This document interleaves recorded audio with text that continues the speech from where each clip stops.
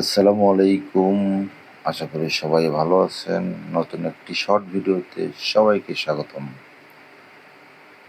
তো নিত্যদিনের মতোই আমার কাছে একটি এফআরপি স্যামসাং মডেলের এসে পৌঁছেছে। Samsung A16 model. তো এটা আমি চেক করে দেখলাম ইউএফএস হার্ডওয়্যার কানেক্ট করে নিয়েছি, বক্সে কানেক্ট দিয়েছি এবং বক্স কানেক্ট সাকসেসফুল। দেন আমরা ইউএফএস সিলেক্ট করে নেব, আইএসপি টিক করে দিয়ে চেকিং করব। চেকিং করলে আমাদের সারা ইনফরমেশান চলে আসবে।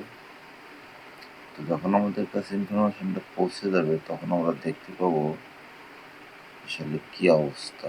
এভাবে লক থাকলে দেখতে পাবো বা অন্যান্য কোনো সমস্যা থাকলে এখানে সব কিছুই শো করবে ফ্ল্যাশ ৬৪-তে।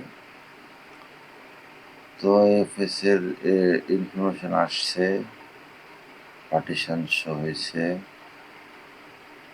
এবং FRP lock active. FRP lock active. তো আমরা এফআরপি লকটা ছোটানোর জন্য এত কিছু করছি।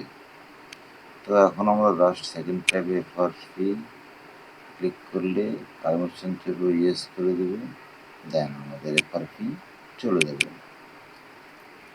রিচেক করে দেখবো এফআরপিটা রইল কি না। আসলে রেগুলার ভিডিও দেওয়া যায় না, আপনারা সাপোর্ট, কমেন্ট, সাবস্ক্রাইব যদি না করেন আসলে হাত তৈরি হয় না ভিডিও বানানোর।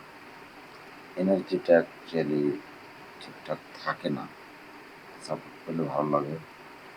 এফআরপি স্ট্যাটাস নট অ্যাক্টিভ, এখন আর এফআরপি নেই। সাকসেসফুলি এফআরপি রিসেট হয়ে গেছে।